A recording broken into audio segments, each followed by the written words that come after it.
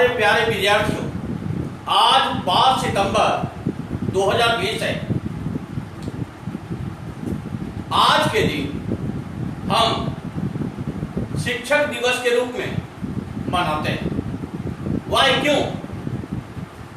तो आप जान लीजिए, डॉक्टर सर्वपल्ली राधाकृष्णन जो भारत के प्रथम उपराष्ट्रपति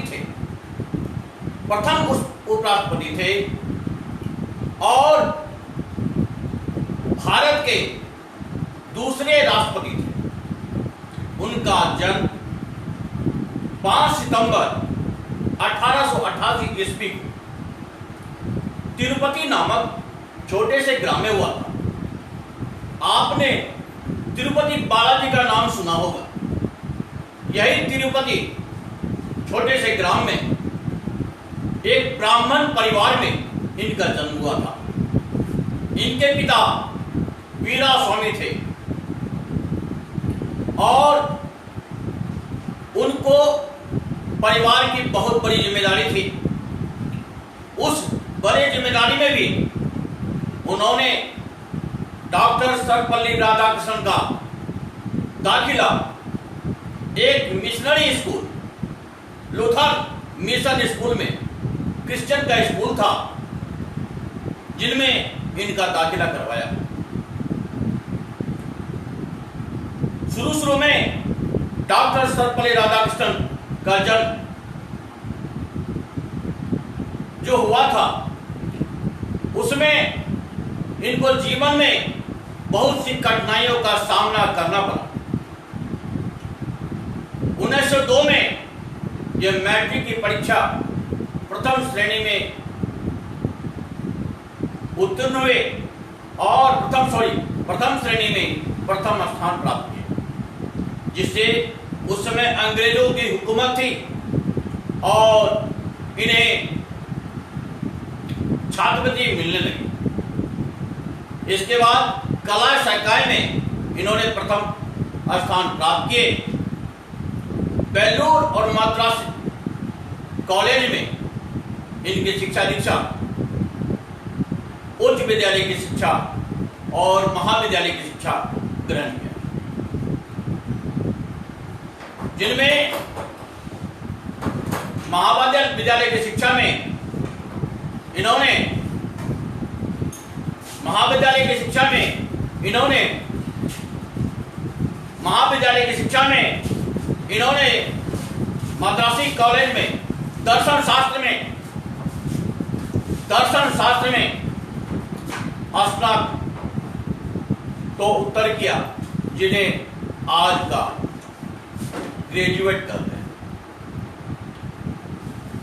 इसके बाद प्रेसिडेंसी कॉलेज मद्रास में सहायक प्राध्यापक के रूप में नियुक्त हो, क्योंकि सबसे पहले इन्होंने शिक्षक के रूप में कार्यभार ग्रहण किया था।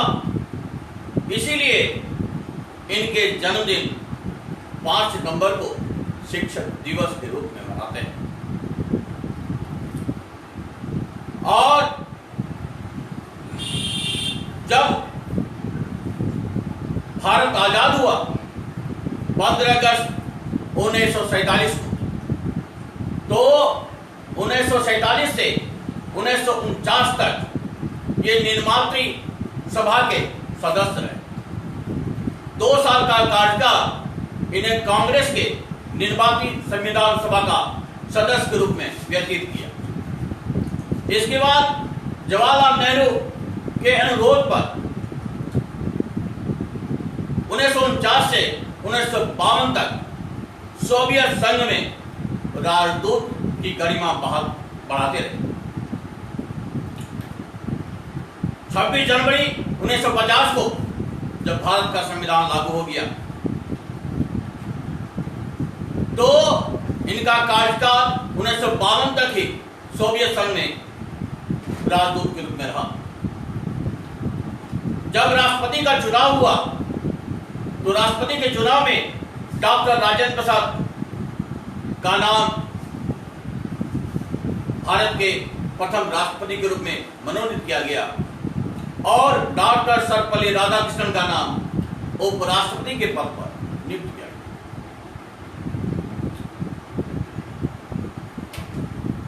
जब डॉक्टर राजेंद्र साहब की मृत्यु हो गई तो 1962 में इन्होंने राष्ट्रपति पद का कार्यभार संभाला।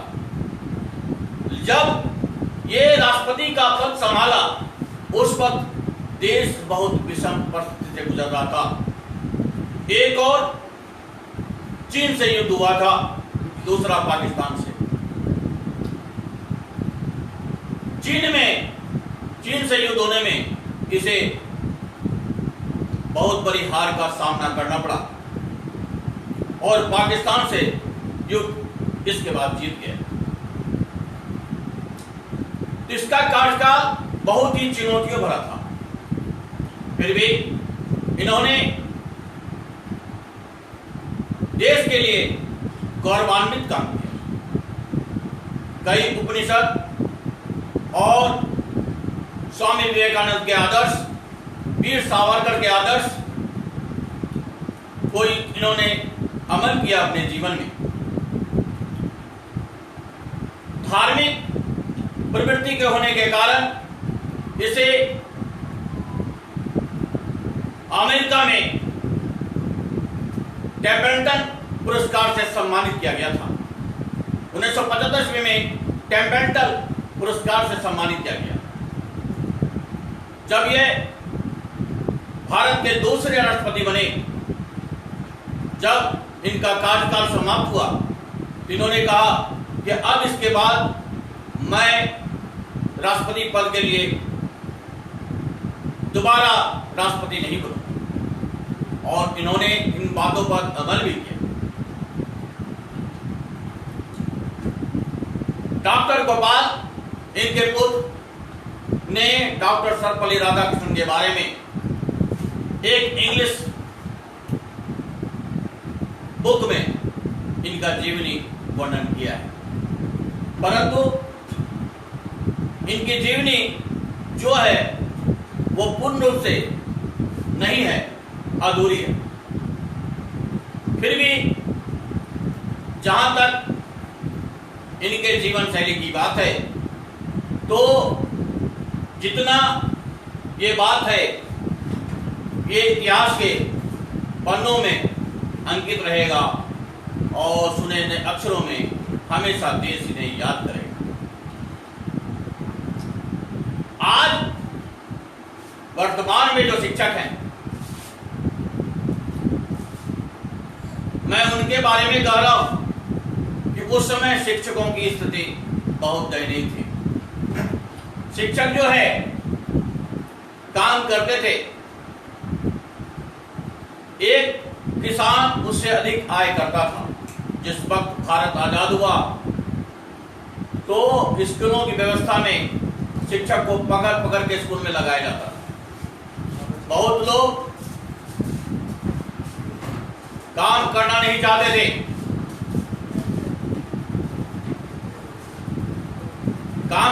चाहते थे, लेकिन क्योंकि शिक्षकों की आमदनी बहुत ही कम थी और आमदनी कम होने के कारण लोग स्कूल में काम करना नहीं चाहते थे। ये सबसे बड़ी उपलब्धि है कि डॉक्टर सर्वपल्ली राधाकृष्णन की, जो वह शिक्षक के रूप में रहे तो शिक्षक की मजबूरियां और शिक्षक की दिक्कतों, शिक्षक की समस्याओं से अवगत हुए।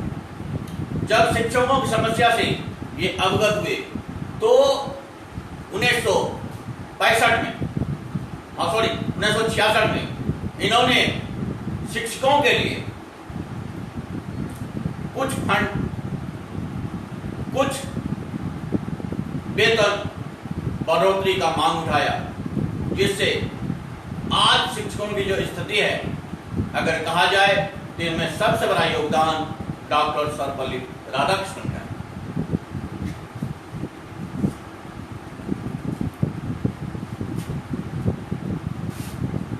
ये विश्वविद्यालयों के चेयरमैन भी थे, इसलिए प्राध्यापक और प्रिंसिपल शिक्षकों की स्थिति से हमेशा अवगत रहा करते थे। ऐसी अच्छी स्थिति रहने के कारण शिक्षकों के लिए इन्होंने जो काम किया, तो उस समय के जो शिक्षक थे, जब ये राष्ट्रपति पद पर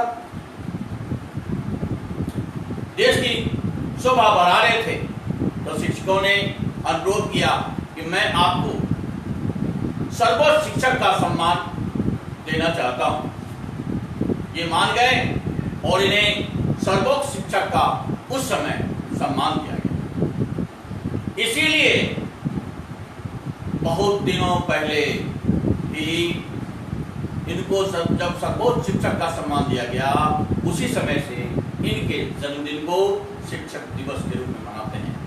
17 अप्रैल 1975 को लंबी बीमारी के बाद इन्होंने अपनी जीवन लीला समाप्त की। ये तो थी डॉक्टर सर्वपल्ली राधाकृष्णन के बारे में। लेकिन मैं आज के परिवेश में शिक्षकों के समुदाय के बारे में कहना चाहूंगा। आज कुछ मैं देश के विद्यार्थियों और देश के शिक्षकों और अभिभावक के संबंध में भी कहना चाहूंगा। सबसे पहले मैं शिक्षकों के बारे में कहता हूं। लगभग 90% शिक्षक जो होते हैं वो जिम्मेदार होते हैं। मैं 10% की बात नहीं करूं। कुछ शिक्षक ठग भी होते हैं, मैं उनकी बात नहीं करूं, क्योंकि जो अपने कर्म के प्रति सावधान है, सचेत है, मैं उन्हीं शिक्षक की बात कर रहा हूं। अभी वर्तमान समय में कोरोना वायरस के कारण सबसे ज्यादा अगर समस्या उत्पन्न हुई है तो शिक्षकों के साथ। जो सरकारी शिक्षक हैं उन्हें तो कोई समस्या नहीं है, क्योंकि सरकारी वेतन उन्हें मिल जाता है। लेकिन जो प्राइवेट संस्थान है, जो कोचिंग संस्थान है, आज देखिए कि सरकार का ध्यान इस ओर नहीं गया है। जो देश का भविष्य बनाते हैं, आज के बच्चे ही कल के पिता हैं। The child is the father of man. जब आज के बच्चे ही कल के पिता हैं, आज के बच्चे ही देश के भविष्य हैं, और जो भविष्य को बनाने वाला शिक्षक है, उनकी संस्था बंद पड़ी। यह क्या दोहरी नीति है? मॉल खुल गया, सिनेमा हॉल खुल गया, यहां तक कि ट्रेन खुल गया, और मेट्रो खुल गया। क्या उसमें भीड़भाड़ नहीं होती है? क्या उसमें लोग संक्रमित नहीं हो सकते हैं? सबसे ज्यादा कोचिंग संस्थानों पर ही अटैक पड़ा है। सरकार कभी भी इस ओर ध्यान नहीं दे रहा है कि कम से कम कोचिंग संस्थानों को नियम कायदे के साथ खोलने की अनुमति दी जाए। आप मार्च से बंद किए हुए हैं, 22 मार्च से कोचिंग संस्थान को आपने बंद किया हुआ है, और 22 मार्च से अप्रैल, मई, जून, जुलाई, अगस्त, सितंबर चल रहा है। अब जो प्राइवेट शिक्षक हैं, इनमें कई तो भूखमरी का सामना करना पड़ रहा है। और आप जान लीजिए, जब शिक्षक ही नहीं रहेंगे तो देश का भविष्य कौन बनाएगा? क्या आपके सरकारी शिक्षक पर उम्मीद करते हैं, जिन्हें तनख्वाह लेने से मतलब होता है, पढ़ाई से कोई मतलब नहीं होता है? मैं कुछ शिक्षकों को छोड़ करके मैं वो बोलता हूं, सभी शिक्षकों को नहीं बोलता हूं, क्योंकि कुछ शिक्षक अपनी जिम्मेदारी को समझते हैं और स्कूल में भी वो 8 घंटे क्लास करते हैं। लेकिन बहुत शिक्षक हैं जो सिर्फ क्लास स्कूल जाते हैं और अटेंडेंस बनाते हैं, क्लास करने की आवश्यकता उन्हें नहीं होती है। और अभी वर्तमान समय में भारत में जितने कोचिंग संस्थान हैं, इन्होंने ही भारत के देश का भविष्य जो बच्चे हैं इनको बनाने में सहयोग करते हैं। आज जो भी कोचिंग चल रहे हैं वो कोचिंग वाजिब में हमारे सारे विद्यार्थियों का मनोबल ऊंचा करते हैं, उसे अच्छी शिक्षा प्रदान करते हैं और उसे उच्च शिखर पर पहुंचाने की जिम्मेदारी उठाते हैं। लेकिन अभी तक कोरोना वायरस के युग में अभी तक सरकार का ध्यान इस और कोचिंग संस्थान की ओर नहीं गया है। बताइए कोचिंग वाले क्या करेंगे? ये तो शिक्षक हैं, ये तो डकैत और कोई बॉडी क्या कहते हैं, कोई रंगबाज नहीं है जो कहीं से पैसा अर्जित कर लेंगे। आखिर ये कैसे खाएंगे? सरकार इनके प्रति कोई भी ध्यान नहीं दे रहा। मैं आज शिक्षक दिवस के रूप में समय में मैं सरकार से भी अनुरोध करना चाहूंगा कि कम से कम कोचिंग संस्थान जो आपके देश के भविष्य को बनाता है, जो बच्चे के भविष्य को बनाता है, आज भविष्य का देश के भविष्य का निर्माता है, उनको उनके लिए कुछ विचार करें, कुछ सोचें। अब दूसरी बात विद्यार्थियों के युग का परिवर्तन हो चुका है। आज के पहले लोग विद्यार्थी जो थे वो गुरुकुल शिक्षा लेने जाते थे और वहां गुरु का सेवा करते थे, झाड़ू पोछा करते थे और गुरु वहां उसकी शिक्षा प्रदान करते थे। वो आश्रम चलता था और उस समय भी गुरु अगर श्राप दे देते थे या गुरु कुछ बोल देते थे तो राजा को भी आकर के उसके सामने नतमस्तक होना पड़ा। फिर उस परिवेश में और आज के परिवेश में अंतर क्यों? शिक्षा आज भी शिक्षक दे रहे हैं और आज शिक्षक को सिर्फ जो है जो भी अभिभावक हैं वो समझते हैं पैसे लेने वाले। मैं कहता हूं अच्छी तरह से जो शिक्षक प्रदान करते हैं उनका मूल्य कोई भी विद्यार्थी अपने शरीर का पूर्ण आहुति करके भी उसके मूल्य को नहीं चुका सकता। सिर्फ आप 1 घंटा जो वो खटते हैं उसका मेहनताना देते हैं, लेकिन वह जो प्रेम, वो जो आदर्श, वो जो शिक्षा आपके प्रति जो है देता है या आपको जो शिक्षा प्रदान करता है उसका मूल्य आप कभी नहीं चुका सकते, वो अमूल्य है। अब तो बहुत से परिवेश में शिक्षकों का सम्मान होना ही बंद हो गया। हाँ, हेलो सर, हाय सर, क्या हाल है सर? ये सब जो है देश के भविष्य को अंधकार में ले जाता। पहले जब उसी गुरु का सम्मान होता था तो देश में अर्जुन जैसे वीर पैदा हुए, एकलव्य जैसे वीर पैदा हुए, देवव्रत जैसे वीर पैदा हुए। आज वैसे वीर पैदा क्यों नहीं हुए? यहां संस्कारों की कमी। मैं ये नहीं कहता वो सभी शिक्षक अच्छे, कुछ शिक्षक अगर गलत है तो उनका अपने आप जो है पतन हो जाएगा। लेकिन जो शिक्षक अच्छे हैं उनके प्रति सम्मान का भाव प्रत्येक अभिभावक और प्रत्येक विद्यार्थी का रखना परम कर्तव्य है। आप केवल पैसे दे करके उसके कर्ज को चुका नहीं सकते, उसके मूल्य को आप चुका नहीं सकते। आप हमेशा कर्जदार रहेंगे, ऐसा नहीं कि आप रहेंगे। मैं भी रहा हूं, अगर मैं भी विद्यार्थी था तो मैं जिस शिक्षक से पढ़ा उसका मूल्य मैं भी नहीं चुका सकता। कोई भी इस युग में, चाहे जितने युग चल रहे हैं, किसी ने भी अपने पूर्व का मूल्य पूरी तरह नहीं चुकाया।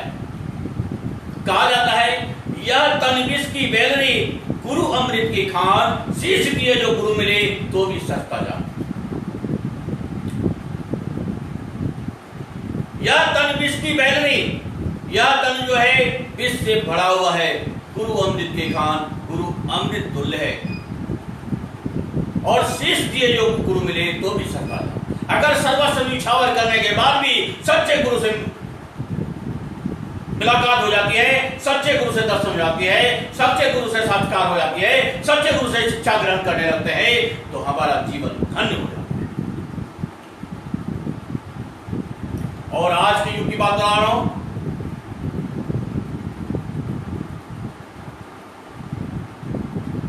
जाको जैसा गुरु मिले ताको जैसा ज्ञान।